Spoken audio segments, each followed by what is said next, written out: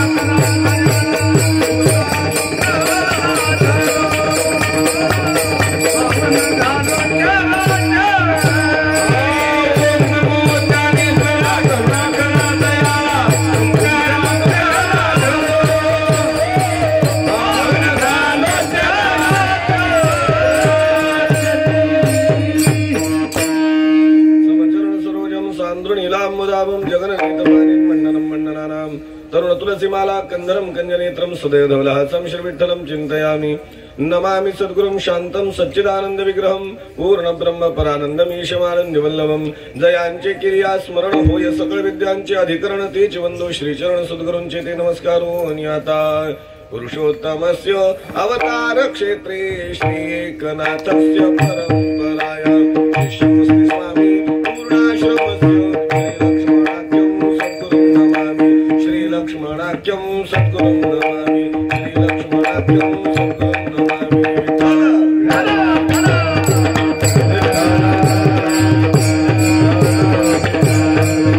संताची माता चरणावरी साष्टांग करी दंडवत विश्रांती पावलो सांभाळा उत्तरी वाढली अंतरी प्रेम सुख प्राप्त प्रसंगी प्रस्तुत कीर्तन रूपी सेवेकरिता निवडलेला अभंग संतश्रेष्ठ जगद्गुरु तुकाराम महाराज यांचा असून जगद्गुरु तुकोबराय या अभंगाच्या द्वारे साधू संतांच्या भेट झाल्यानंतर आपलं वर्तन काय असावं आणि त्या वर्तनानंतर साधू संतांच्या भेटी उत्तर आपल्या जीवनात काय परिणाम प्राप्त होतो याचं चिंतन सांगणारा अभंग आहे. विठ्ठला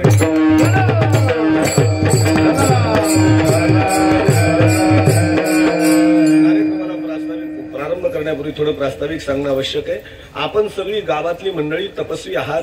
कारण तपोमूर्ती तुम्हाला म्हणायला हरकत नाही, कारण सप्ताहाच्या कार्यक्रमाला तप पूर्ण झालेलं आहे. विठ्ठला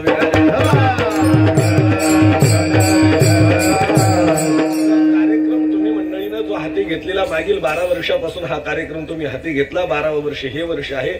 12 ही संख्या ज्यावेळेस परमार्थ कार्यामध्ये पूर्ण केल्या जाते त्यावेळेस तिला तप अवस्था प्राप्त होते आणि ज्यांच्या सहकार्यानं ज्यांच्या पुढाकारानं ज्यांच्या योगे सगळा हा कार्यक्रम संपन्न होतो आहे आणि ती सगळी मंडळी जर मंडपात उपस्थित असतील, ती सगळी मंडळी येनकेन प्रकारे ग्रामस्थ मंडळी असतील तर सगळी ग्राममंडळी सगळी ग्रामस्थ मंडळी ही तपोमूर्ती आहेत असं म्हणायला हरकत नाही. विठ्ठला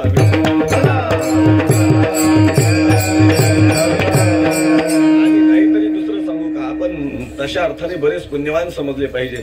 त्याचं कारण वृद्ध स्वरूपाची असणारी तीर्थामधली गोदामाता आणि या गोदामातेच्या काठावरती तुम्हाला आम्हाला वास्तव्याचं भाग्य मिळतंय. याचा पहिलं असं आहे की आपण पहिले पुण्यवान आहोत की गोदामातेच्या तीरावर तुमचे आमचे जन्म झाले. हे आपण पहिले भाग्यवान. ब्रह्मपुराण सांगतं पहिले तुम्ही भाग्यवान आम्ही समजलं पाहिजे स्वतःला.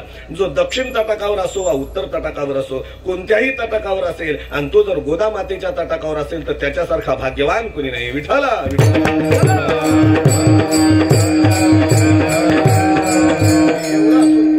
या गावात कसा पाहिला तर अगोदर जुनाट अशा असणारं भगवान प्रभू रामचंद्रांचं स्थान आहे आणि त्या अनुषंगाने या गावात जुना परमार्थ चालू आहे. आणि तसं पुढे होता होता आता गावातली मंडळी ही सगळी धार्मिक आहेत. हे कशावरून तर नवनवीन मंदिर निर्माण केली जात आहेत आणि नवनवीन मंदिर निर्माण करून त्याचे उत्सव साजरे होतात. नाही तर नुसते मंदिरं बांधलेली आहेत पण त्या मंदिराकडे जर कोणी पाहत नसेल तर ते मंदिर बांधणंही सार्थकी नाही आणि तिथं राहणाऱ्या लोकांचं जीवनही सार्थकी नाही. विठ्ठला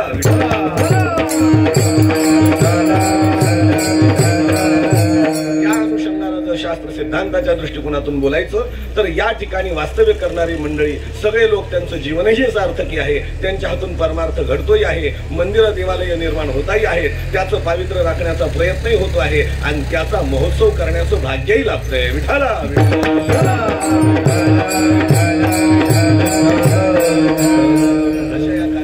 सगळ्या गावकरी मंडळीचं तन मन धनाचं सहकार्य आहे. उपस्थित सगळे मंडळी फार मोठे सगळ्याच बाबतीनं फार मोठे पारमार्थिक आहेत.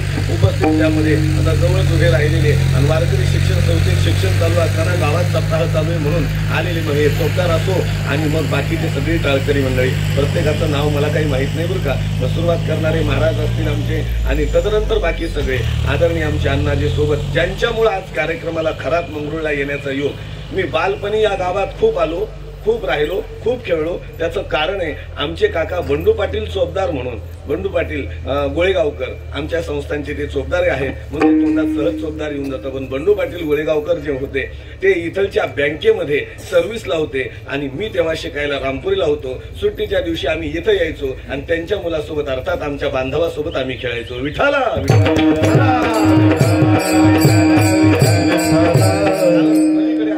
लिंबाजी रामपुरी हे माझं अजून आणि तिथून माझं इथं अनेक वेळेस येणं घडायचं. पण बालपणानंतर आता म्हणजे हे तरुणपणाच्या काठावरच आलो. नाही तर काय आता 10-5 वर्षात तरुणपणाचा काठ ओलांडला जाईल आणि नंतर म्हातारपणातच जाईल. विठ्ठला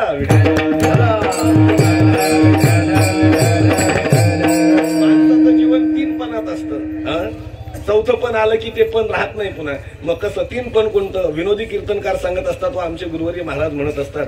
गुरुवारी महाराज सांगत असतात कसं आहे मानवी जीवनात 3 पण असतात. पहिलं असतं बालपण जे येतं जातं, नंतर येतं तरुणपण जे येतं जातं, नंतर येतं म्हातारपण जे येतं जातं पण नंतर येतं सरपण ते येतं आणि यालाच घेऊन जातं. काहीच शिल्लक ठेवीत नाही. विठ्ठला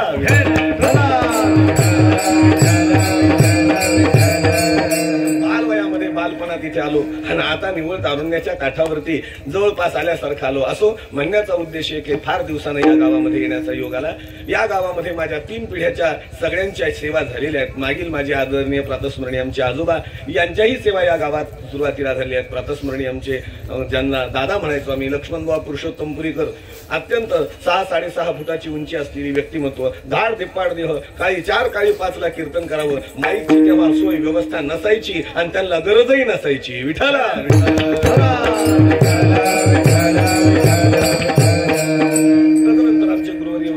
त्यांच्याही अनेक सेवा या गावामध्ये झालेल्या आहेत. आणि तदनंतर आज येण्याचा योग म्हणजे आपल्या ग्रामस्थांचा आमच्या आदरणीय परमस्नेही असणाऱ्या अंगदांनासोबत झालेला संपर्क, अंगदांनाकडून माझ्याकडे आलेलं हे आमंत्रण आणि त्या अनुषंगाने आजच्या कीर्तनाला यथामती यथावकाश सेवा देण्याचा प्रयत्न आहे. विठाला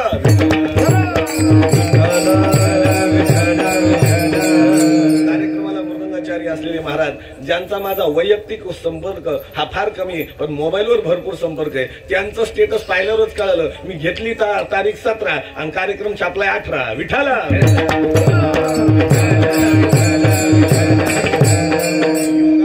माझा आजचाच दिवस रिकामा होता. मी त्याच दिवशी अण्णाला म्हणलं, अण्णा झालंय मागं पुढं पण मला त्याचं काही वाटत नाही. कारण लक्षात ठेवा, परमार्थामध्ये एकच वाटावं की परमार्थ माझ्या हातून घडावा, याच्यापेक्षा काहीच वाटू नये तर परमार्थ करावा. विठाला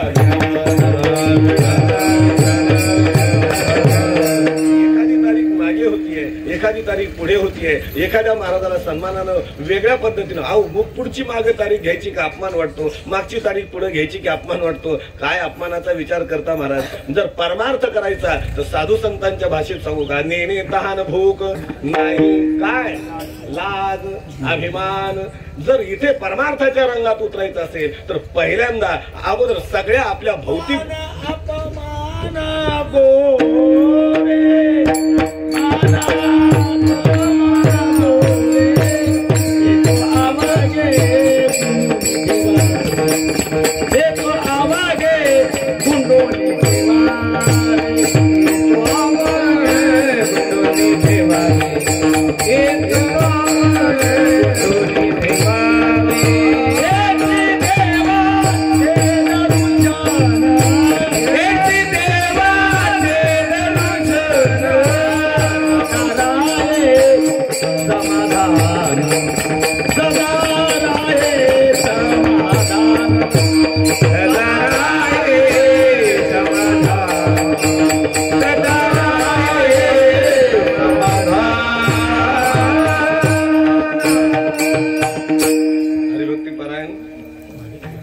माणिक महाराज मुळे आपले भोगावकर. विठाला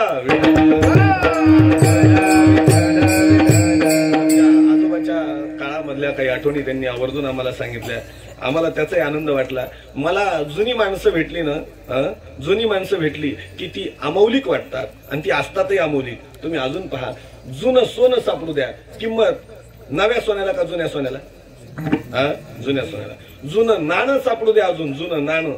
आजच्या किमतीत कितीतरी रुपये खर्च करून लोक ते जुनं नाणं घ्यायला पाहतात. त्याचं कारण जुन्या नाण्याला महत्व आहे. तसं जी जुनी जाणती परमार्थ करणार आहेत का त्यांनाही महत्व आहे. विठाला काय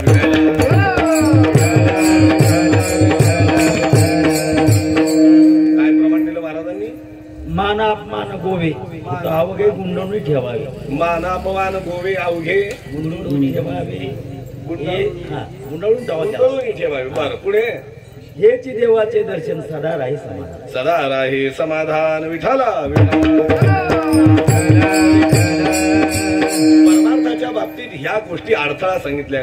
जसं रस्त्यावरती आपण गाडी चालवत असताना रस्त्यात येणारे प्रतिबंध हे माणसाच्या चालण्याच्या क्रियेला फार मोठे घातक असतात. तसं साधना करत असताना हे दंभ, मान, सन्मान, आदर या सगळ्या गोष्टी फार मोठ्या धोकादायक आहेत. किती धोकादायक आहेत? अहो धोकादायक तर बात सोडा. महाराज वर्णन करतात, जगद्गुरु तुकोबरायांनी साधू संतांच्या भाषेत जर तुम्ही यांची व्याख्या जर करू लागले आणि साधू संतांना याच्या बाबत काय वाटतं याचा जर विचार केला ना, तर जगद्गुरु तुकोबरायांनी साधू संत म्हणतात की आमच्या दृष्टीनं ती विष्ठा आहे. विष्ठा. विठ्ठला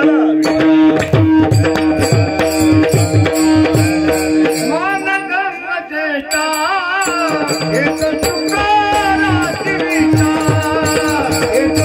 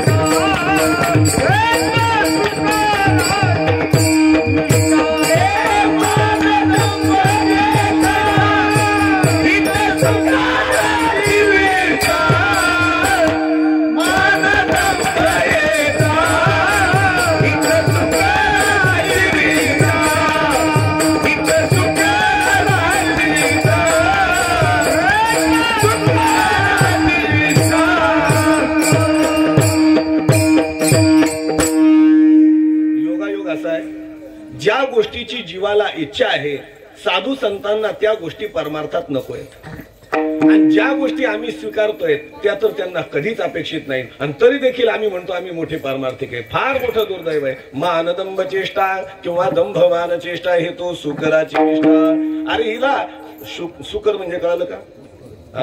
काय अभ्यासू माणसं आहेत महाराज. अशी चांगली माणसं असल्यावर कीर्तन करावंच वाटतं. विठाला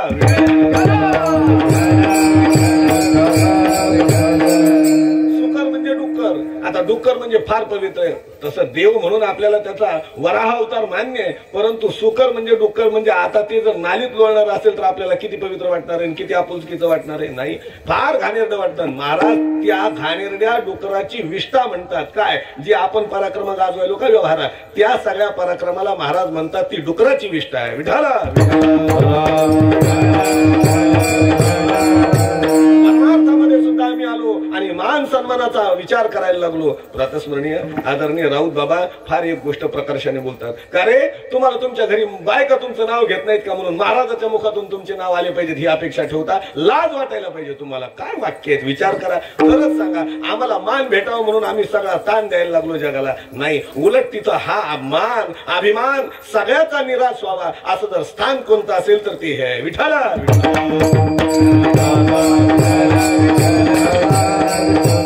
परमार्थामध्ये काय कुठल्याच गोष्टीची आता किती तुम्हाला दृष्टांत सांगू काय माहितीये का, आपल्याला परमार्थामध्ये मानाचा एक फार महत्व वाटतं आणि दुसरं धनाचं एक महत्व वाटतं. आणि जर धनाचं महत्व वाटत नसतं ना तर हे ठरून कीर्तन करणारे महाराजाच्या शिरलेच नसते.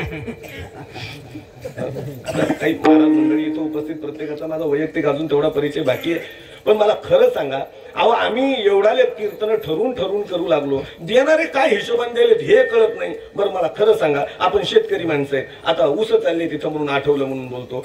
गरीब माणूस आहे मी, सामान्य माणूस आहे. तुम्ही मोठी माणसं आहात.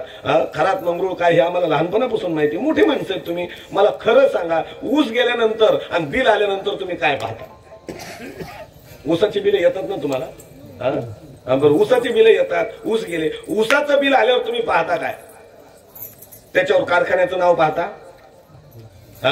त्याच्या खाली छापलेले डिझाईन पाहता, रेषा सरळ मारल्या त्या पाहता, बाजूची बारीक बारीक बारीक छिद्र त्याच्यातली कागद निघालीत का नाही ते पाहता काय पाहता काय? काय काय पाहता? हा, हुशार माणूस याला म्हणावं.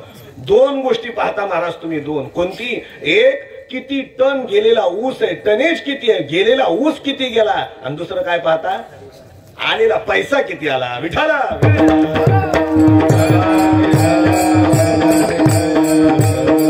लक्षात घ्या, गेलेला ऊस किती गेला, आलेला पैसा किती आला. दोन गोष्टी पाहता बाबांनो. मग महाराजांनी कीर्तन करायला उभा राहिल्यानंतर याच दोन गोष्टी पहा. अर्थात महाराज अभंग घेतो कोणता आणि बोलतो काय. विठाला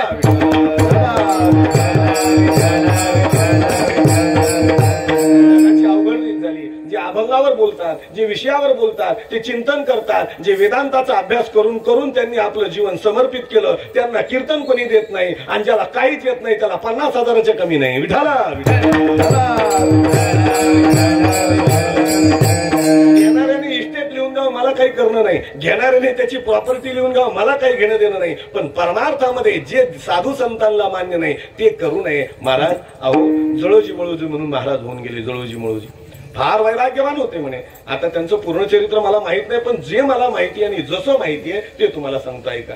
जळोजी मळोजी महाराज फार वैराग्यवान होते. भगवंताची भक्ती साधना करत बसले आणि त्या तत्कालीन राजानं विचार केला हे भलतेच मोठे वैराग्यवान दिसतात, आपण काय करू, यांची परीक्षा पाहू. लक्षात ठेवा, परीक्षा पाहिल्याशिवाय घेत जाऊ नका. सोनाराच्या दुकानात गेल्यानंतर तुम्ही जर सोनं विकू लागलात तर ज्या सोनाराच्या दुकानातून तुम्ही सोनं घेतलंय त्याच सोनाराच्या दुकानात तेवढ्याला तेवढं वजन दुसऱ्या दिवशी तुम्ही सोनं घेऊन जा, पण तो ठोकून तपासून पाहिल्याशिवाय सोनं घेत नाही. विठाला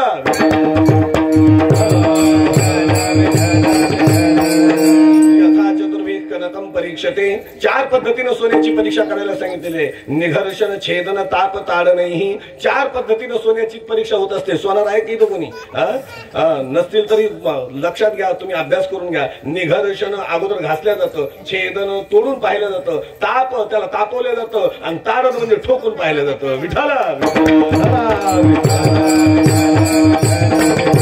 जीवनामध्ये एखाद्याला जर मानायचं असेल तर या 4 पद्धतीच्या तपासणी केल्याशिवाय मानू नका. उगाचच कोणाच्याही पाया पडू नका, कुणाच्याही नादी लागू नका. कारण साधू संतांचा हा संप्रदाय फार डोळस संप्रदाय. आपण बाकीच्या मागून आलेल्याने आंधळा बनवलाय. विठाला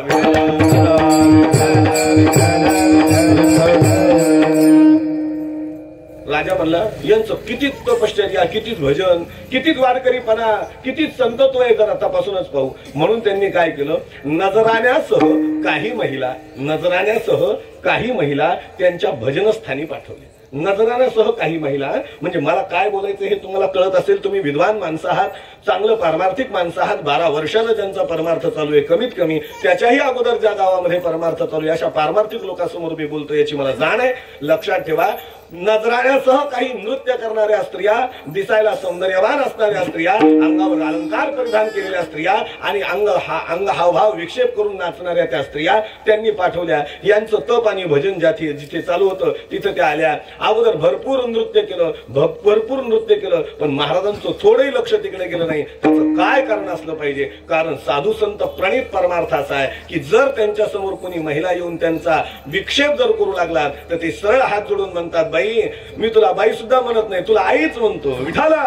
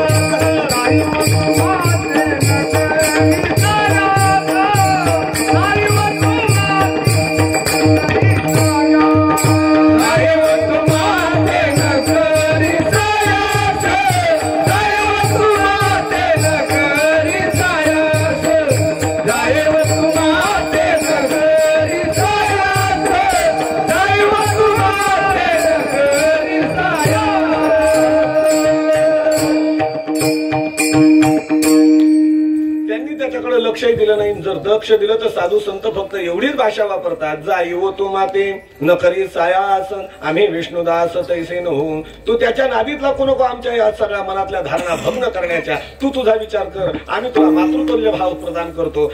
शेवटी त्या नाचणाऱ्या स्त्रिया नाचल्या थकून निघून गेल्या.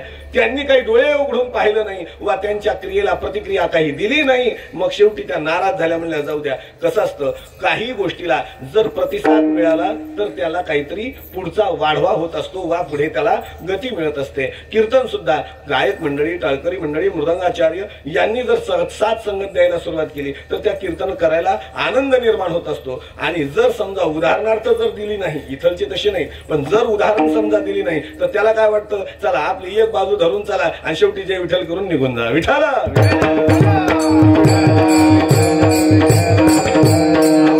भजनात भांडणात सुद्धा लागतो प्रतिसाद. भांडणात प्रतिसाद लागतो तर भजनात लागणार नाही का? म्हणजे सगळ्या ठिकाणी प्रतिसादाची आवश्यकता आहे. तिथं का प्रतिसाद मिळाला नाही आणि प्रतिसाद मिळाला नाही म्हणून काय झालं, शेवटी त्या बाया नाचून जाता निघून जाऊ लागल्या. पण त्यांनी विचार केला, नुसतं जाण्यापेक्षा कसं आहे, यांचं आपल्याला तप भग्नता करायची होती. तप तर मोडलं गेलं नाही, त्यांच्या भजनातली साधना तर काय आपल्याला थांबवता आली नाही. पण जेव्हा यांचं भजन थांबेल तेव्हा यांच्या समोर आपण जाताना हा नजराना टाकून जाऊ. सगळं धन दौलत त्यांनी सगळं ना तिथंच टाकलं आणि म्हणले जाऊ आपण निघून. नंतर महाराज उठल्यावर उचलून घेतील.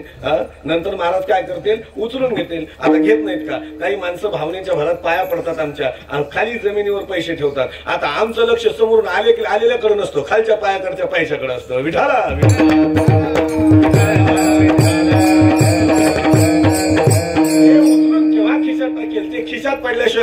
मनाला चैन पडत नाही तोपर्यंत आम्ही बेचैन असतो. त्यांना वाटलं नंतर घेतील महाराज उचलून पैसे किंवा ते नजराना, म्हणून त्यांनी तो नजराना तिथं टाकला आणि निघून गेले. निघून गेल्यानंतर जेव्हा महाराजांची साधना संपली, महाराजांनी डोळे उघडले आणि डोळे उघडल्यानंतर त्यांनी पाहिलं इथं समोर कोणीतरी धन दौलत आणून टाकलेली आहे. चौकशी केली, कोण आलं होतं, कोण गेलं होतं. त्यांनी सांगितलं की आल्या होत्या बा काही बाया, कोणी पाठवल्या होत्या, बहुतेक राजानेच पाठवल्या होत्या. असे का राजाच्या दरबारात जाऊन उभे राहिले महाराज आणि राजाच्या दरबारात जाऊन राजाला खटकावून आवाज दिला, राजा हे राजा काय समजतो स्वतःला? ते म्हणजे समजायचं काय, मी राजा आहे. मग राजा तर राजासारखा वागणार, तुला कळतं का काही? म्हणजे काय झालं त्या आता ही भाषा माझी बोलण्याची नाही, ही प्रातस्मरणी आमच्या आजोबांची भाषा आहे बरं का. आमच्या आजोबांनी म्हणावं, अरे तुझ्या रांडा आल्या आणि हागून गेल्या माझ्या भजनाच्या तिथं. विठाला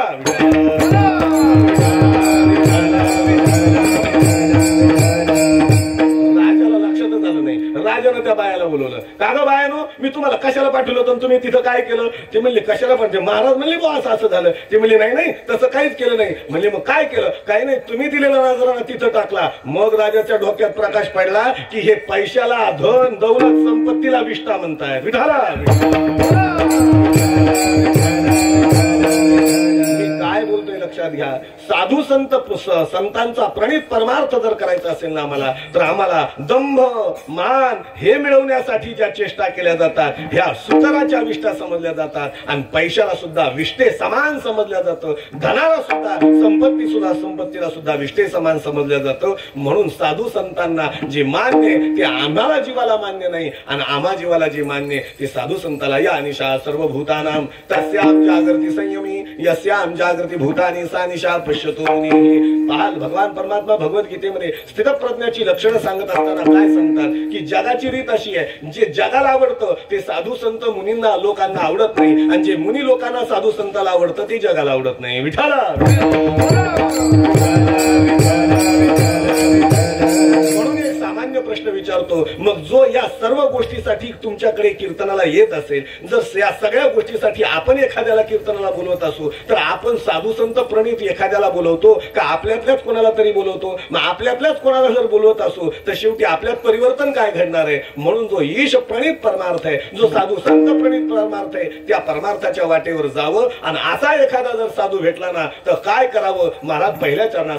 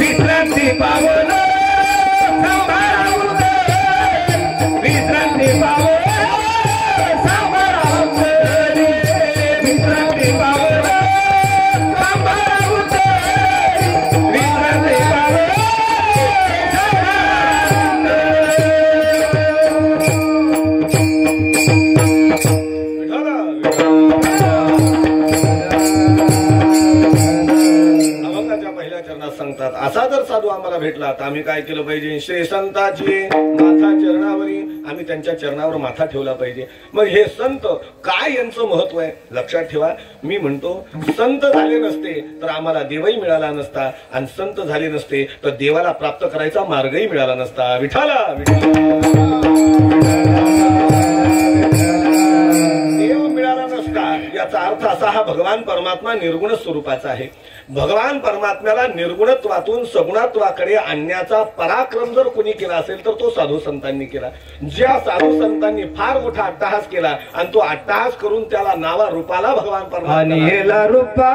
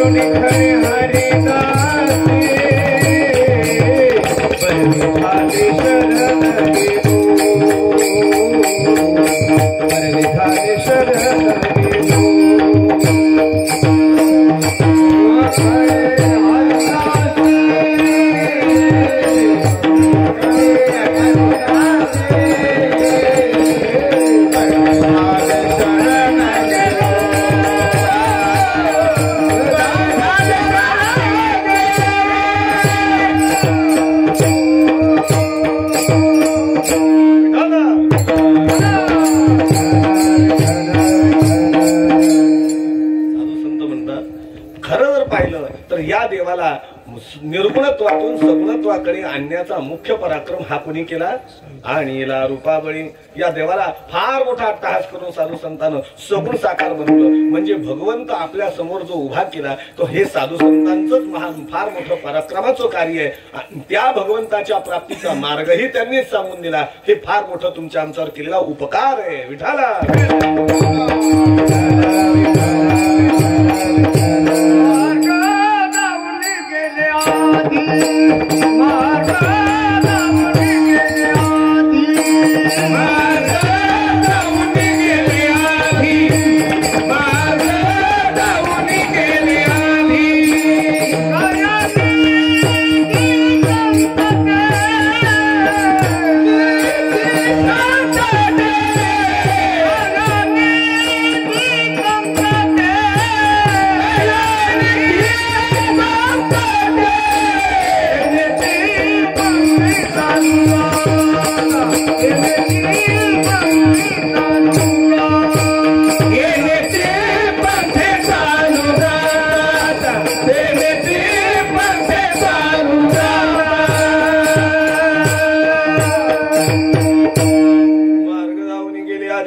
दयानिधी संतती साधू संतांनी तुम्हाला आम्हाला मार्ग घालून दिला. मग तो मार्ग भगवत प्राप्तीचा असेल, मुक्तीचा असेल, मग निर्गुणत्वाच्या वाटेने जावा सगुणत्वाच्या, पण सर्व मार्ग सुलभ जर करून ठेवला असेल तर त्या साधू संतांचे उपकार आहेत. येथे उपकारासाठी आले घर जा वैकुंठी, हे साधू संत मुद्दा म्हणून वैकुंठावरून आले आणि तुमच्या आमच्यासाठी मुक्तीचा मार्ग घालून दिला. मग अशा साधू संतांची ओळख आवश्यक आहे. लक्षात ठेवा, जीवनामध्ये दोघांची ओळख फार आवश्यक आहे. एक संताची ओळख आवश्यक आहे, दोन साधूंची ओळख आवश्यक आहे. संताला जर ओळखलं नाही तर आपल्या जीवनामध्ये आपल्याला विहित मार्गाला जाता येणार नाही. ते साधू संत फार उदार अंतःकरणाचे असतात. एकदा त्यांची आपली ओळख झाली आणि आपण एकदा का त्यांच्या ओसंगडी गेलो की ते भगवान परमात्म्यापर्यंत आपल्याला नेऊन पोहोचवत असतात. म्हणून आपल्याला साधूची त्या ठिकाणी ओळख पहिल्यांदा झाली पाहिजे, एक. आणि दुसरी, भगवंताच्या स्वरूपाच्या जवळ गेल्यानंतर त्याचीही आपल्याला ओळख झाली पाहिजे. नाहीतर जर ओळखलं नाही तर महाराज म्हणतात त्याला धन्यता मिळणार नाही. आणि जर ओळखलं तर ओळखीला हरी धन्य तो संसारी. ज्याला धन्यता प्राप्त आहे ज्यानं देवाला ओळखलं. साधूलाही ओळखलं पाहिजे. मग साधूला जर ओळखायचं असेल तर त्या साधूंची काही लक्षणं आपल्याला माहित असली पाहिजे. ज्यापैकी एक लक्षण महाराज इथे वर्णन करतात. श्री हे साधूचं लक्षण आहे बरं का. संताचं लक्षण आहे. साधू संत हे श्रीमान असतात. ते कसे असतात?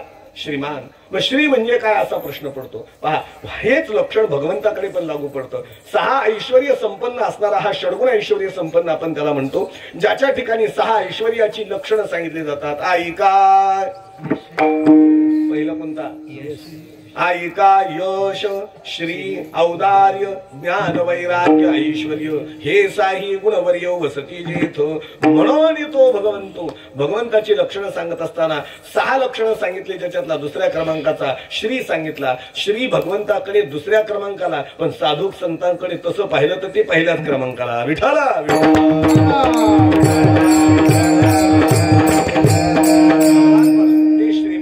मग याला आपण श्री संपन्न, श्रीमान आणि कसं असतं, मोठ्याला एकेरी नावानं बोलता येत नाही म्हणून विशेषणही समजू शकतो. पण मला एक बोलायचंय की साधू संतांचं जीवन हे खरंच तसं श्रीमंतीनं बहरलेलंच होतं. तुम्ही म्हणाल कशाचं श्रीमंतांनी बहरलेलं होतं?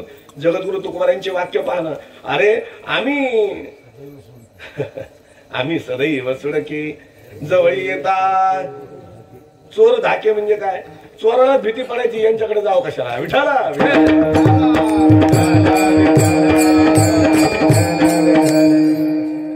एका कवीनं माझी बरीच मित्र आहेत. मला सुरुवातीला प्रारंभिक काळात अनेक कविता करायचा छंद होता. खूप कविता लिहिलेल्या आहेत. पण जसा वारकरी संप्रदायाचा अभ्यास वाढला, ज्ञानेश्वरी इत्यादी ग्रंथाचं वाचन वाढलं आणि माझ्या वडिलांचं एक दिवस वाक्य मुखातून आलं की लक्षात ठेव बाबा, जर आपण ज्ञानेश्वरी गाथा इत्यादी वाचत असू ना तर बाकीचं काव्य म्हणजे माऊली ज्ञानोबराय किंवा शांतीब्रह्मनाथांच्या भाषेत सांगू का, ज्ञानेश्वरी पाठी जेणे जो करील उभी मराठी तेणे अमृताचे ताटी जानन रोटी ठेविली. ज्याच्याकडे ज्ञानेश्वरी प्राप्त आहे त्यानं पुन्हा नवीन काही काव्यच लिहू नये. विठाला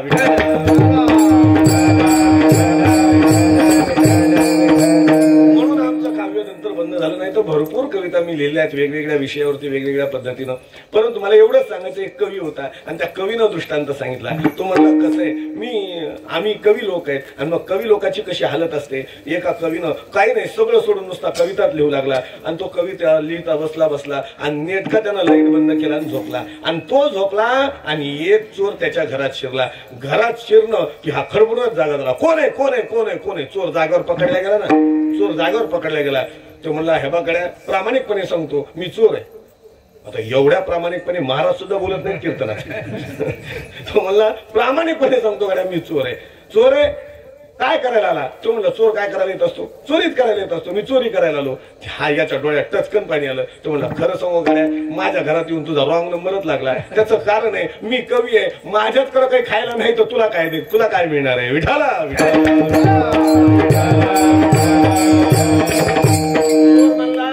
अरे मला जर माहित असतं ना तर येताना दुसरीकडचं आणलं असतं तुला देऊन गेलो असतो, कारण कवी लोकांचे हाल मला माहिती आहे. विठाला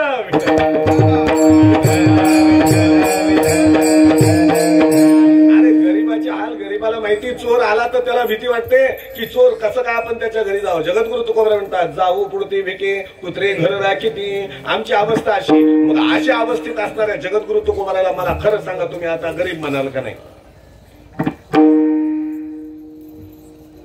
गरीब म्हणता का श्रीमंत म्हणता खरं सांगा. काहीतरी म्हणा, हो तरी म्हणा नाही तरी म्हणा, काहीतरी म्हणा. नाही तर महाराज कीर्तनच बंद करा म्हणा काहीतरी. भगवान जगद्गुरु तुकोबाराय कसे होते, श्रीमंत होते. लक्षात ठेवा प्रतिकूलता असो वा अनुकूलता असो ज्याच्याकडे त्याग भावना आहे जगात तो श्रीमंत आहे. त्रिभुवनी आम्ही वैभवाचे धनी, आम्ही वैभवाचे धनी, आम्ही वैभवाचे धनी.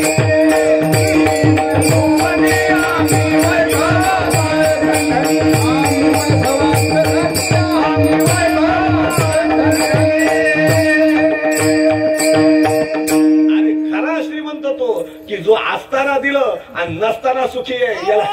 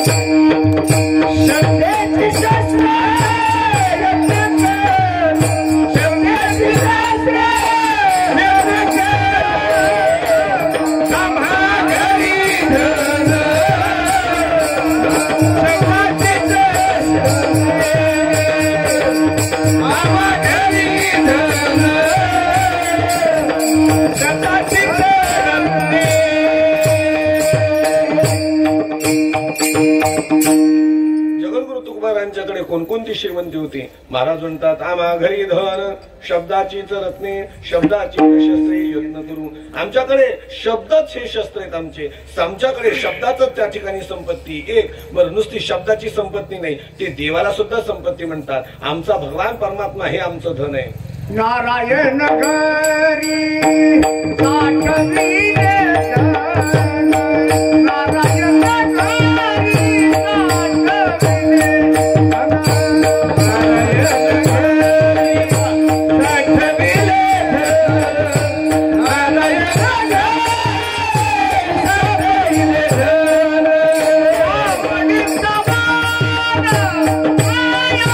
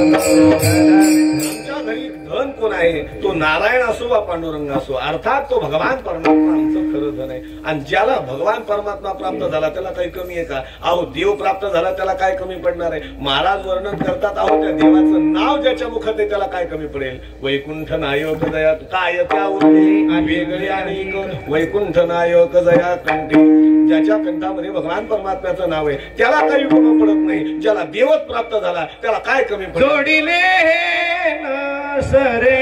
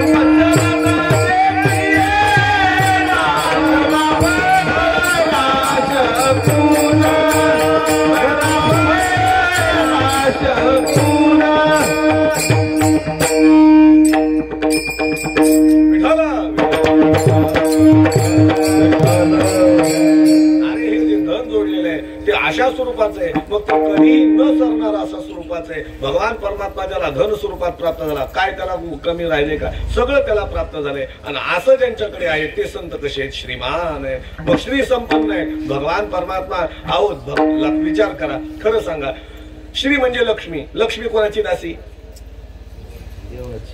लक्ष्मी आहे श्री जयाचे नाम पापनासी.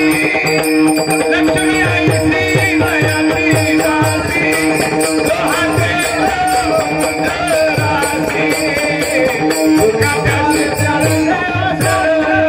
जयाचे नाम पापनासी. लक्ष्मी आहे श्री जयाची दासी, लोहाचे रासी, सर्व भावे त्याची तुका शरण.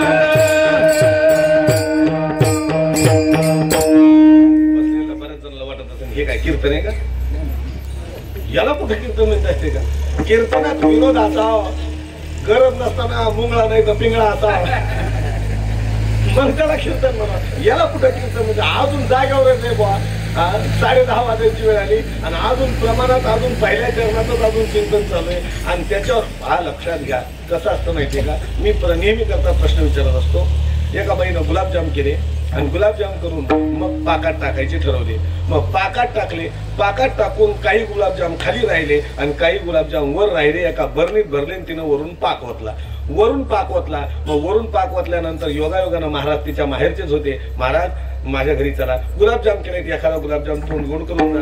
ते महाराज म्हणले नाही बा, कसं आहे माझ्या मागं गडबड आहे, मला लांब जायचंय, जरा जालन्याला जावं लागतं, नको आता थांबू शकत नाही, जावं लागेल मला. ते म्हणले नाही महाराज, कसं का होईना 2 मिनिटासाठी या, एक गुलाबजाम पटकन तोंडात टाका आणि मग निघा. मग कसं आहे म्हणजे मला नंतर सांगायला होईल सगळ्यांना, महाराज माझ्या माहेरचे होते, आग्रहानं बोलवलं तर आले माझ्या घरी. बरं महाराज म्हणजे बरं ठीक आहे बा चला म्हणून घरी गेले. आणि ताई म्हणून घरी गेले आणि ताईनं घाईनं ती काढून आणले काय? गुलाबजाम. गुलाबजामवरचे 1-2 गुलाबजाम काढून आणले, महाराजाकडे दिले. महाराजांना तोंडात टाकला गडबडीनं. आणि महाराज महाराज गोड झाला ना, गोड झाला ना. आता आम्हा महाराज लोकांना गडबड झाली का काही गोड म्हणत असतात.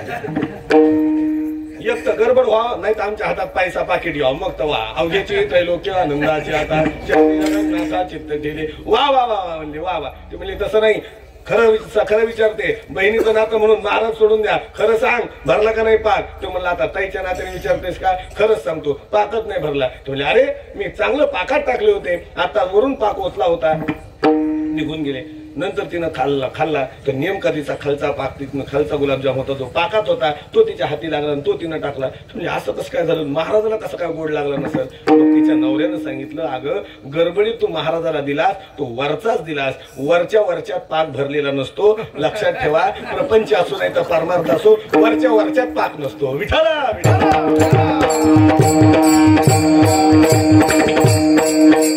सांगू का?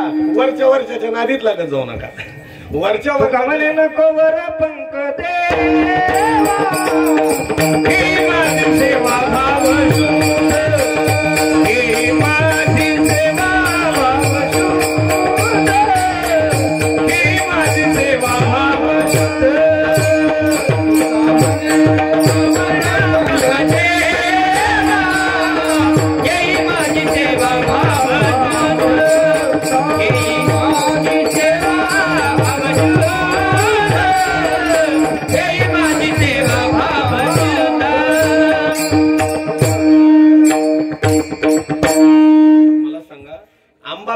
असेल आंबा, तर त्या आंब्याला जे आपण काढ लावतो ते कोणत्या बाजूला लावा? जुने काही आंबे होते ना आपल्याकडं, आंबराई असायच्या लोकांकडे किंवा डोंगरातले लोक असतील त्यांच्याकडे, ते असं काढ लावायचे त्याला, असतात ते काडी लावायचे असं, आणि मग ते लावल्यानंतर कोणत्या बाजूला लावा? वरच्या बाजूला लावा का खालच्या बाजूला लावा? डाव्या अंगानं का उजव्या अंगानं?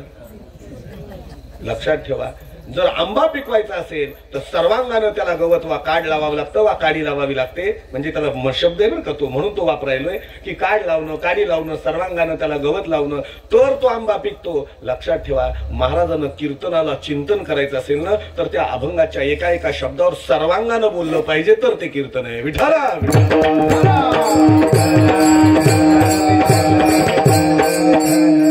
माझ्या परंपरेचा मिळालेला वारसा आहे बरं का, हे काही माझं मत नाही, हे लक्षात ठेवा.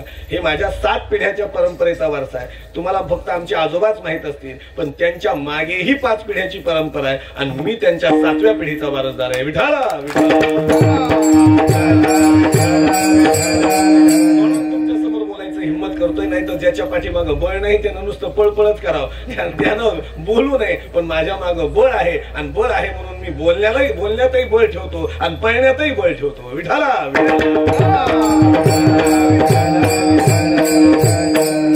साधू संत कसे श्रीमंत आहेत, श्रीमान आहेत. अरे मी हा प्रश्न विचारला होता की भगवान परमात्मा लक्ष्मी ही सर्वश्रेष्ठ आहे, आम्हाला पैशाशिवाय काहीच आता व्यवहार चालत नाही, पण ती लक्ष्मी अर्थात ती श्री अर्थात संपत्ती अर्थात लक्ष्मी कुणाची दासी आहे? भगवान परमात्म्याची दासी आहे. आता मला तुमचा पुढचा प्रश्न मला विचारायचा आहे, काकडा ज्याच्या पाठ आहे त्यानं दुसऱ्या मालिकेमधला अभंग काढा. उच्च नीच काही नेने भगवंत तिष्ठे भाव भक्ती देखून या. आता जी लक्ष्मी भगवान परमात्म्याची सेवा करते तो भगवान परमात्मा कुणाची सेवा करतो? भगवान परमात्मा कोणाची सेवा करतो? लक्षात ठेवा, त्या भगवान परमात्म्याने आजपर्यंत साधू संतांची सेवा केली आणि त्यातला नाथ महाराजाचा अपवाद सोडला तर एकही श्रीमंत नाही. विठाला श्रीमंत नाही म्हणजे फक्त अर्थ त्यांच्या जवळ नाही म्हणून ते गरीब आहेत असं समजता येत नाही. लक्षात ठेवा, ज्याच्या उदाहरण सांगतो.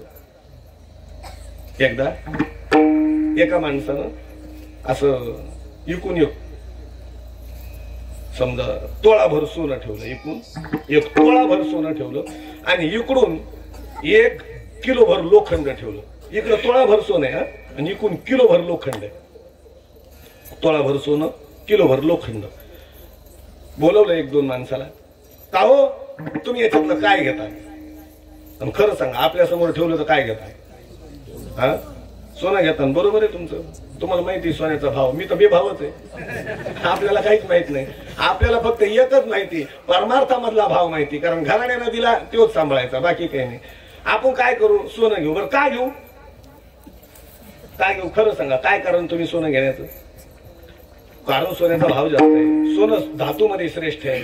पण एका जणानं लोखंड उचललं, आता तुम्ही शहाणं म्हणता का मूर्ख म्हणता त्याला? काय काहीतरी म्हणा ना, वेडा म्हणा, शहाणा म्हणा, मूर्ख म्हणा, काहीतरी म्हणा. काय म्हणणार तुम्ही त्याला? मूर्ख म्हणू, पण तो खरा शहाणा आहे. तू म्हणला माझ्या घरात परीस आहे, मी ते घेऊन काय करू? विठाला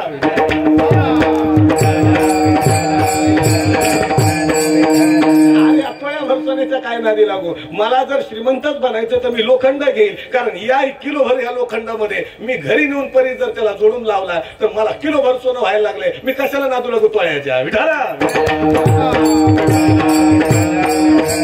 ज्याच्या घरी भगवान परमात्मा नांदतो, ज्याच्या घरी भगवान परमात्मा राबतो ते साधू संत गरीबच कसे म्हणू शकता? पण ते साधू संत गरीब नाहीये. नाथाच्या घरी भगवान परमात्मा कावडीनं पाणी घालतोय, कावडीने पाणी त्या घरी चक्र पाणी वाई, अनन्य भक्ती भावी निळा वंदिताचे पाय. साधू संत त्यांचं वर्णन करतात की भगवान उदकाचे भरी गंगाची, उदकाचे भरी गंगाची, उदकाचे घरी गंगाची, उदकाचे घरी गंगाची. सदा समर्थ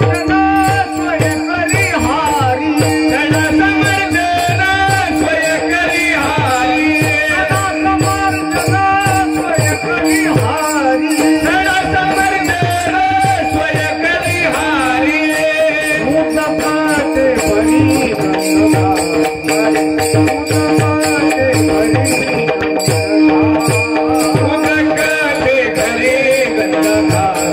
उदकते घरी गंगा सणा समारंभ रांगोळ्या काढणं एवढंच नाही, पाणी भरणं आणि त्याच्याशिवाय पुन्हा आनंद लावणं. गंमत एवढी भारी आहे. सडा टाकता टाकता गाणं म्हणतो ते त्याच देवाचं, देवच गाणं म्हणतो. भगवान परमात्म्याचा काकडा भगवान परमात्माच म्हणतो. सडा टाकतो एवढंच नाही, पाणी भरतो. कावडीने पाणी ज्या घरी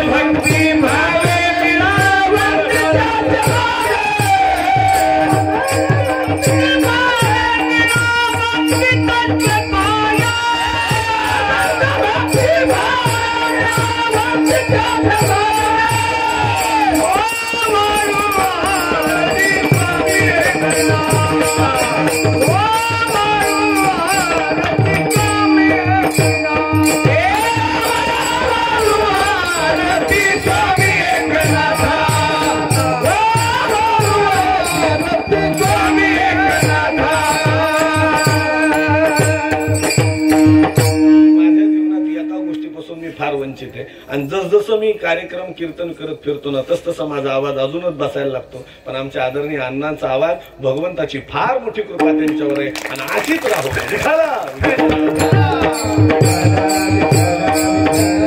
अरे कावडीनं पाणी वाहिलं भगवान परमात्म्याने कुठं नाथाच्या घरी. आणि एवढंच नाही, चंदन उगाळाव. आणि गंमत पाहना, देवानं उगाळून दिलेलं चंदन नाथाने घेऊन देवालाच लावा. विठाला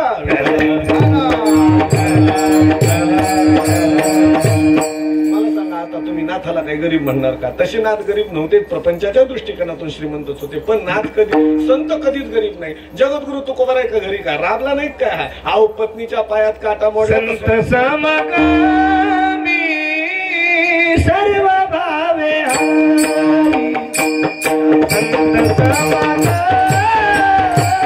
सर्व भावे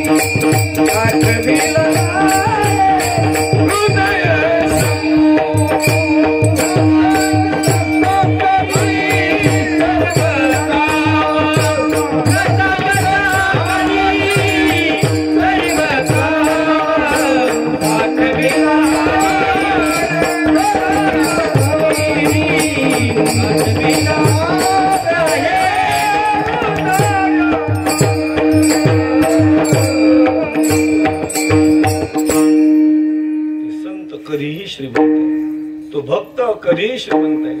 त्याला त्याच्याजवळ काहीच नसू द्या. चला, विषय प्रतिपादित करता करता वेळ संपत येईल तर पुढे बोलणं होणार नाही. संत गजानन महाराज तसं पाहता कोणतं वैभव प्रापंचिक आणि व्यावहारिक कोणतं वैभव, पण लक्षात घ्या हे श्रीमंत आहेत की आज त्यांचे सोहळे गावोगाव होत आहेत. विठाला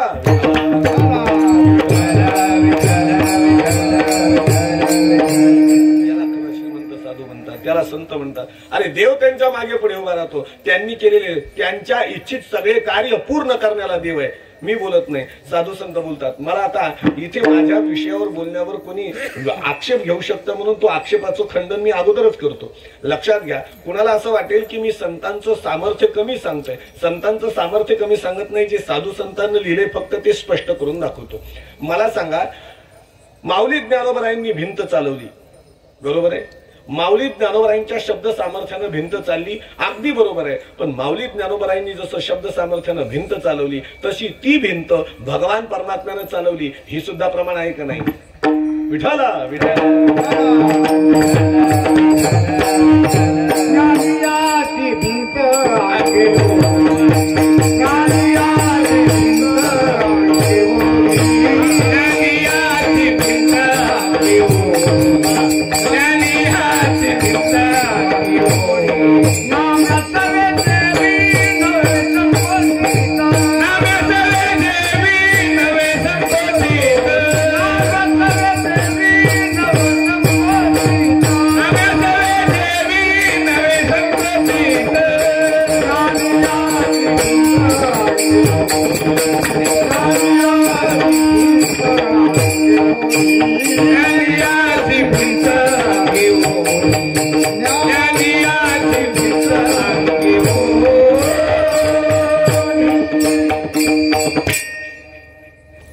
याच्यामध्ये आपल्याला माऊलींच्या अधिकाराचा हनन होत नाही, परंतु जगत साधू संत सांगतात की साधू संतांच्याच वाणीमध्ये असं म्हणणं आहे की भगवान परमात्मा त्यांचा शब्द पडू देत नाही, त्यांचा शब्द पूर्ण सिद्ध करतो, मागे पुढे उभा राहतो, सगळं कार्य त्यांचं संपन्न करतो. त्या कशातच तर मग साधू संतांनी भक्त कशाचे गरीब राहतात महाराज, फक्त एक आहे त्यांनी करतो ना त्याच्यावर विश्वास ठेवून राहिलो पाहिजे. एक दृष्टांत, आता थोडा विषयांतर जरी होऊन झालाय तरी आता तिथपर्यंत आलोय म्हणून तो विषय पूर्ण करतो आणि पुन्हा पहिल्या जागेवर येतो. विठाला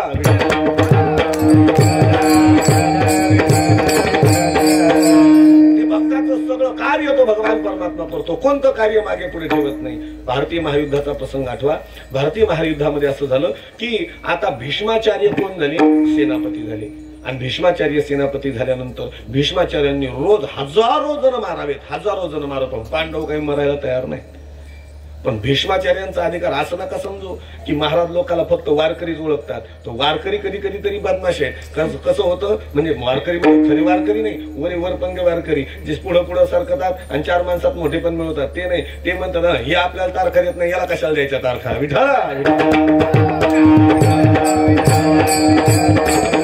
एखादा दुर्जन नाव, गंमत सांगतो मी, नाव कोणाचंच घेत नाही, पण एका गाडीचा ड्रायव्हर, माझी गाडी खराब झाली म्हणून मी एकदा एका गाडीनं प्रवास करू लागलो, तर तो ड्रायव्हर, मी त्याच्या जवळ बसलो, पॅसेंजर गाडी होती, तर ते म्हणला कोण आहेत तुम्ही. आता मी पॅन्ट शर्ट घातलेला होता आणि निघालो. आता ते निघाल्यानंतर ते म्हणला तुमच्या बोलण्यात जरा वेगळेपणा दिसतोय, तुम्ही कोण आहे. मी म्हणलं बसायला सुलभ जाऊ, प्रवासाला सुलभ जाऊ म्हणून पॅन्ट शर्ट घातला, पण मी महाराज आहे. असं आहे का. वा वा म्हणले महाराज आहे तुम्ही. महाराजपणात त्यानं काही महाराज लोकांची नावं घेतली आणि एक ड्रायव्हर म्हणला की महाराज तुमच्या वारकरी संप्रदायाचा नाश या काही टिंब टिंब टिंब टिंब नाव घेतलेल्या महाराजांनी केला, नाही तो वारकरी संप्रदायासारखा संप्रदाय नाही. विठाला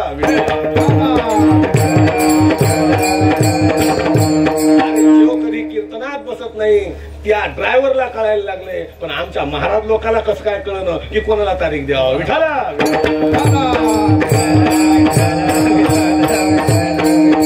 लक्षात घ्या. गंमत अशी झाली की तिथं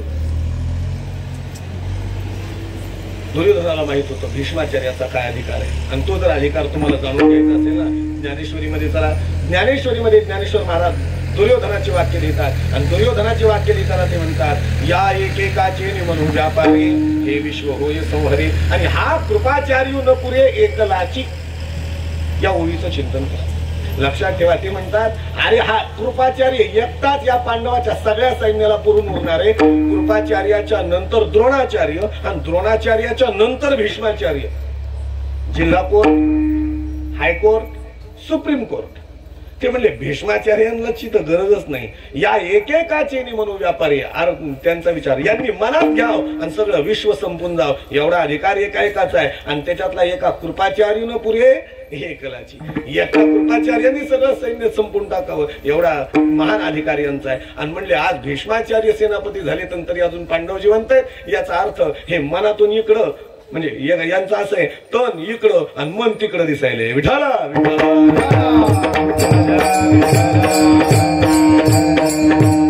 दुर्योधन आता असताना तर तो म्हणला असता हे नक्की महाराष्ट्रातलं राजकारणच चालू आहे. दिसायला एककडं, असायला दुसरीकडं, सत्ता तिसरीकडं, यांचा काही कार्यक्रमच समजत नाही राजकारणाचा. आणि बरं यांना विचारलं ना पुन्हा यांचा राजकारणी दुसऱ्या पक्षातला आपल्या पक्षात आला, त्यांना विचारा का हो दुसऱ्या पक्षातला तुमच्या पक्षात आला तुम्ही त्याला काय म्हणता, आणि तुमच्या पक्षातला दुसऱ्या पक्षात गेला तर तुम्ही त्यांना काय म्हणता. त्यांना सांगितलं हे पहा, आमच्या पक्षातून जर दुसऱ्या पक्षात गेला तर आम्ही त्याला गद्दार म्हणतो. काय म्हणतो? गद्दार म्हणतो. बर बर. आणि समजा दुसऱ्या पक्षातला तुमच्या पक्षात आला, तुमच्यातला गेला गद्दार, आणि दुसऱ्याच करता तुमच्याकडे आला हृदय परिवर्तन. विठाला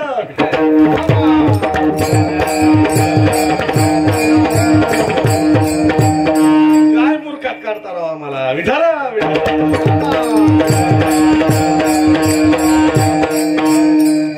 भीष्माचार्य दिसतात तिकडे पण मनातून किंबहुना तिकडे. भीष्माचार्याच्या समोरच गेला. मूर्खाला अक्कल नसते कोणासमोर काय बोलावं काय नाही. समोर उभा राहिला आणि दुर्योधन सरळ म्हणाला का हो मला तर असं वाटतं तुम्ही भेदी आहात, तुम्ही पांडवांचा निर्धारण करत नाहीयेत, नाही तर तुम्ही ठरवावून पांडव नाही म्हणा असं होणारच नाही. रागच आला भीष्माचार्याला. भीष्माचार्य म्हणले उद्या सूर्यास्तापर्यंत सगळे पांडव नाही संपवले तर भीष्माचार्य नाव लावणार नाही.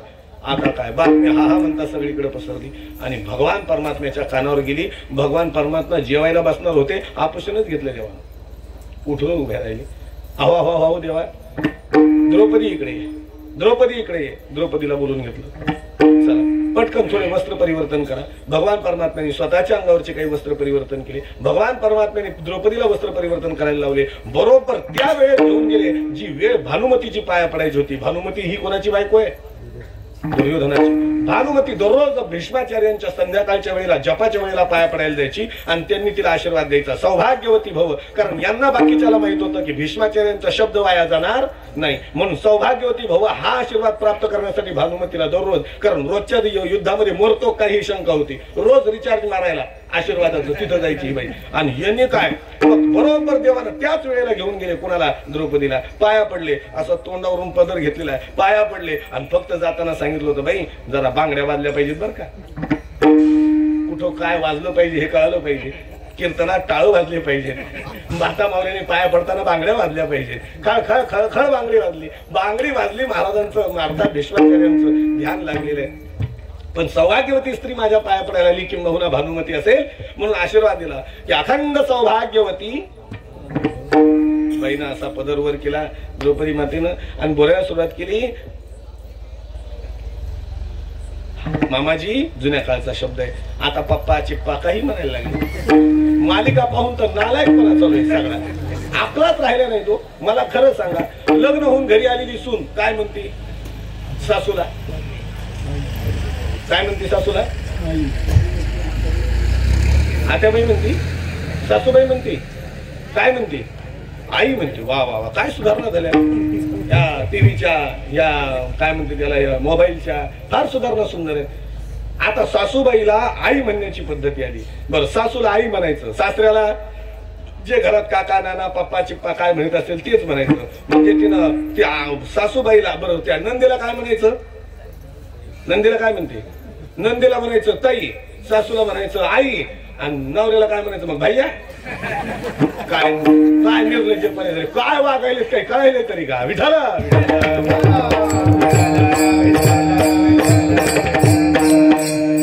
मामाजी, मग तुम्ही दुर्योधनांच्या समोर आमच्या भाऊजींच्या समोर दिलेला शब्द खरा का आता दिलेला आशीर्वाद खरा? काय करणार खरं सांगा. खाडकन डोळे उघडले महाराजांना. कोण? द्रौपदी तू.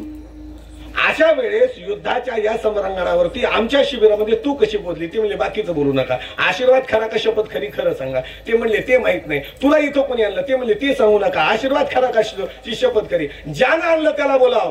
आवाज ऐकला की भगवान परमात्मा समोर आले, हातच जोडले भगवान परमात्म्याने. म्हणले मी घेऊन आलो. म्हणले मला माहिती आहे या सगळ्या कारस्थानाच्या मागं तू आहेस, हे सगळं तुला करता येतं तर कशामुळे युद्ध होऊ दिलं रे विठाला?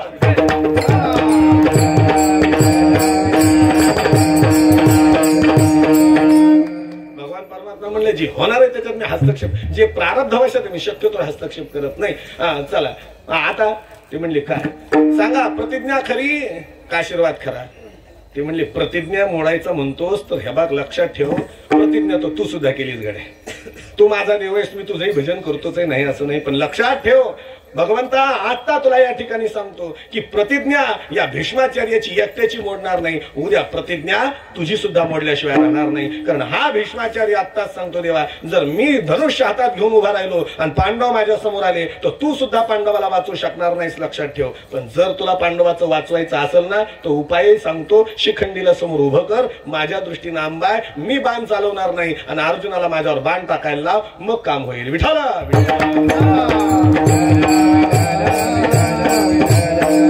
आता इथपर्यंत सगळं सगळ्याला माहिती. मला आता याच्या पुढचं बोलायचं, किंबहुना आपल्याला माहिती की नाही हे मला माहित नाही, पण मला माहिती आहे हे तुम्हाला माहित व्हावं म्हणून बोलतो. कळालं का?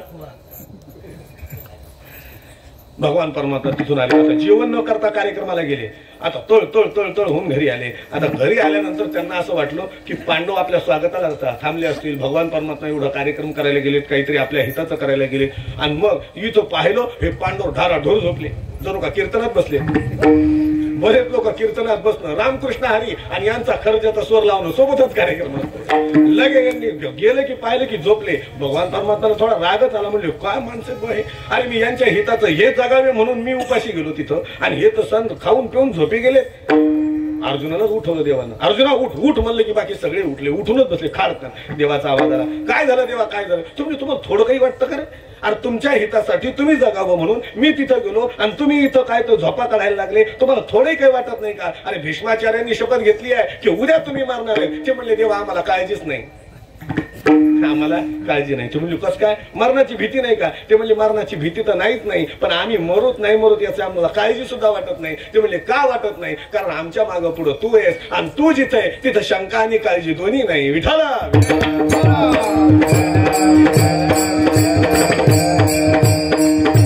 त्या हनुमान चालीसामध्ये एक वाक्य आहे, तुम रक्षक काहो को डरना. अरे तू रक्षक आहेस ना, मग आम्हाला भीतीच कसली आहे? अर्थात लक्षात ठेवा, भगवान परमात्मा भक्ताचे सगळे काम करत असतो, संतांचे सगळे काम करत असतो. त्यांना काही लागत नाही, कारण भगवान परमात्मा त्याच्या जीवनात प्राप्त झाला, त्याला इतर काही प्राप्त करायची गरज नाही. म्हणून ते साधू कसे आहेत? श्री संताची ये माता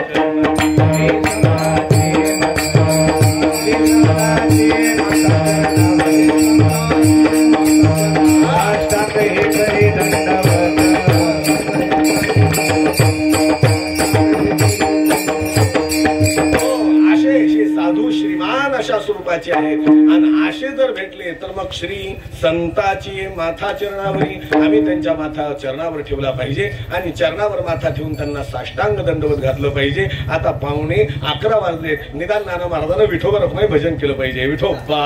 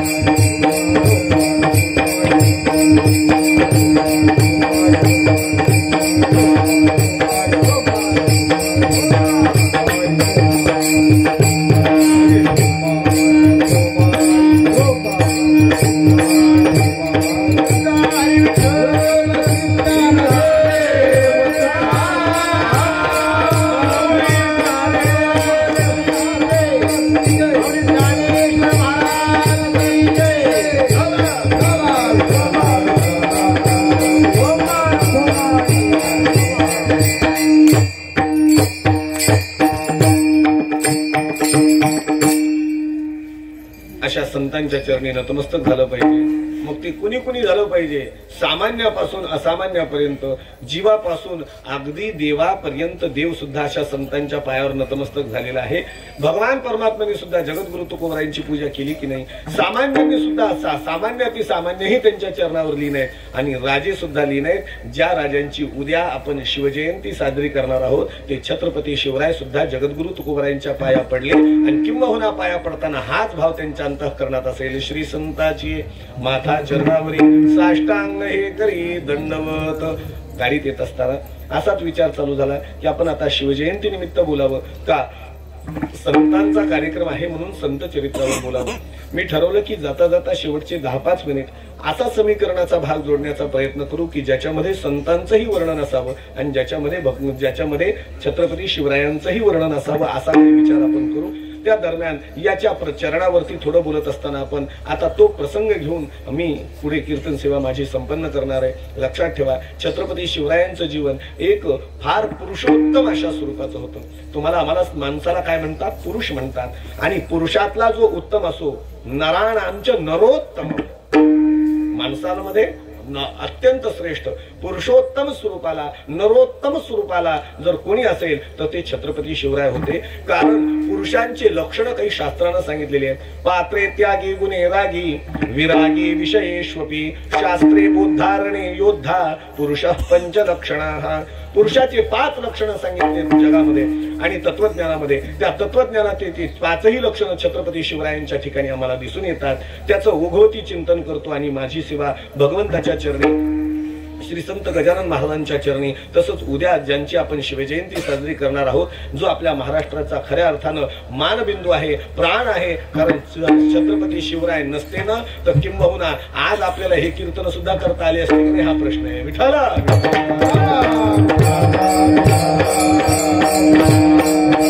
पात्रे त्यागी छत्रपती शिवरायांना कुणाला कसं दान दिलं पाहिजे आणि कुणाला किती दान दिलं पाहिजे याचं पूर्ण ज्ञान होतं. छत्रपती शिवरायांनी जगद्गुरु तुकोबारायांची योग्यता जाणून जगद्गुरु तुकोबारायांनी तो नजराणा स्वीकारला नाही. हा भाग त्यांचा संतत्वाचा. परंतु राजाचं कर्तव्य हे असतं की आपल्या राज्यात जर विद्वान लोक गरिबीत राहत असतील तर राजनीती सांगते त्या राजाचा खऱ्या अर्थानं शहाणपण नाही तर मूर्खपण समजलं जातं. कारण एखादा महात्मा त्याच्या राज्यात राहतो आणि तो दरिद्री आहे हे राजाचं दूषण आहे. विठाला म्हणून छत्रपती शिवरायांनी त्या जगद्गुरु तुकोबारायांनी त्याचा स्वीकार करो अथवा न करो पण त्यांच्या योग्यतेला आणि त्यांच्या जीवनाला आवश्यक असलेल्या स्वरूपामध्ये नजराणा छत्रपती शिवरायांनी दान स्वरूपामध्ये पाठवला. म्हणजे पात्रे त्यागी योग्य ठिकाणी काय दान द्यावं हे छत्रपती शिवरायांना माहित होतं. असाच दुसरा प्रसंग समर्थ रामदास स्वामींच्या जीवनाच्या संदर्भातही सांगता येतो. विठाला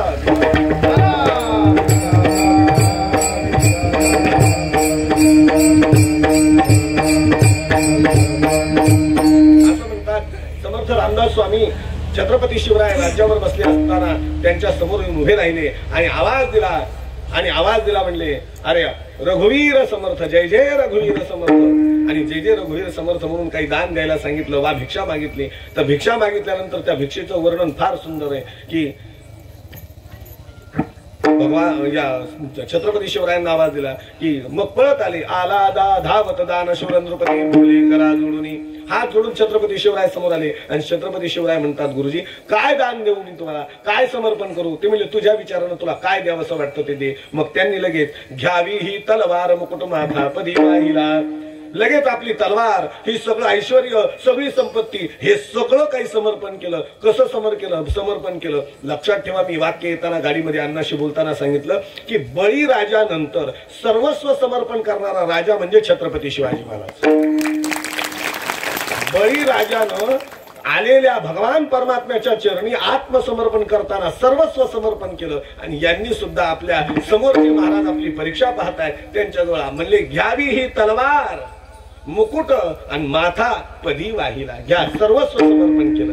एवढे खुश झाले महाराज आणि त्यांनी सांगितलं पाहोनी शुद्धमती गुरुजी शिष्याप्रती बोलती. आणि त्याला त्या छत्रपती शिवरायाला म्हणले आहारे शिवबा जगात असला तू एकला भूपती. विठाला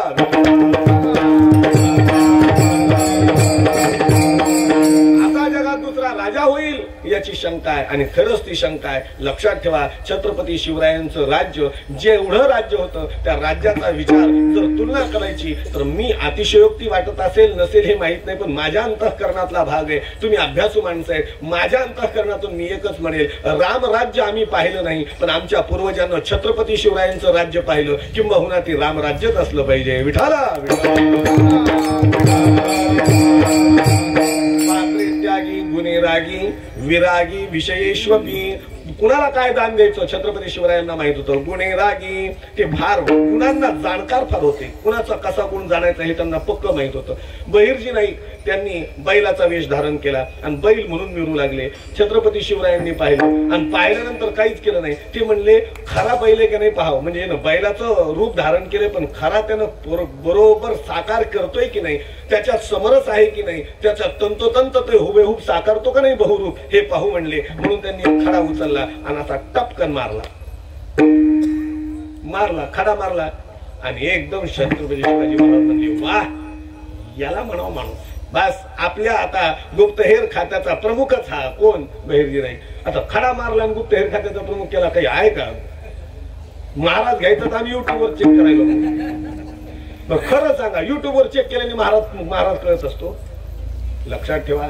तुम्हाला जाता जाता सांगतो, महाराज जर तुम्हाला जर पाहायचाच असेल महाराजाची योग्यता, तर शास्त्रानं 3 पद्धती सांगितल्यात आम्हाला. श्रुतेन शीलेन गुणे, किंवा 4, श्रुतेन शीलेन गुणेन कर्मणा.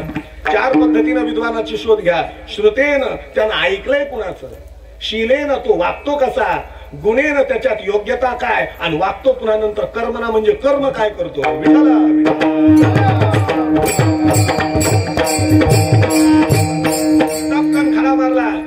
खडा मारला आणि खुश झाले शिवाजी महाराज म्हणजे याला म्हणावं बहुरूपी, यानं बरोबर साकारलं. त्यांनी काय केलं बहिर्जी नाईकांनी? काही नाही, छत्रपती शिवरायांनी जिथं खडा मारला का नाही, फक्त तेवढीच जागा हलवली.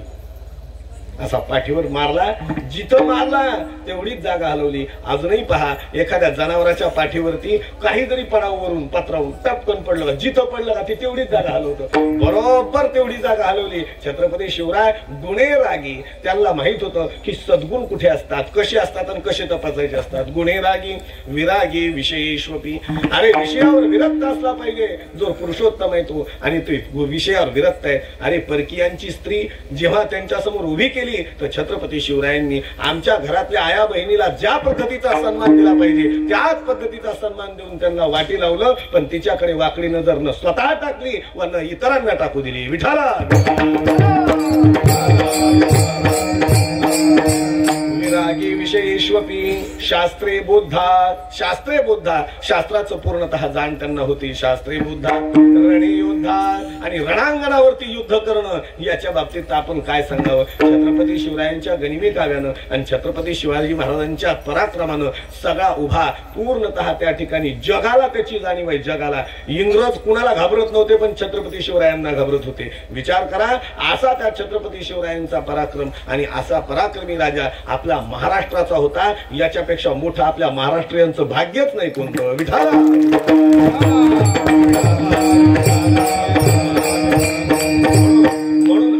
भाग्यवान महात्मा, असा पराक्रमी राजा जेव्हा अशा महान भाग्यवान असे असणाऱ्या जगद्गुरु तुकोबरायांच्या संपर्कात जेव्हा जातो, त्यांच्या चरणी जेव्हा नतमस्तक होतो ना, त्यावेळेस तेव्हा छत्रपती शिवरायांच्या अंतःकरणात हाच भाव असेल. श्री संताची माथा चरणावरी साष्टांग हे करी दंडवत ज्ञानेश्वर.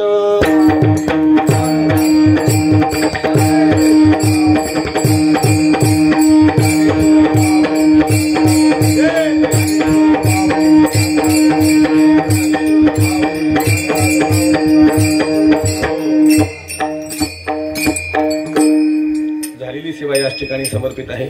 उर्वरित अभंगाचं चिंतन बाकी आहे असं आपल्याला वाटत असेल, परंतु आपण जाणकार आहात. तसे विद्वानांना काही जास्त सांगायची गरज नसते. अशा अनुषंगानं केलेले हे बोबडे बोल तुमच्या चरणी समर्पित आहे. म्हणा जनार्दन महाराज आणि त्यांना सांगतील डॉक्टर सोरोने.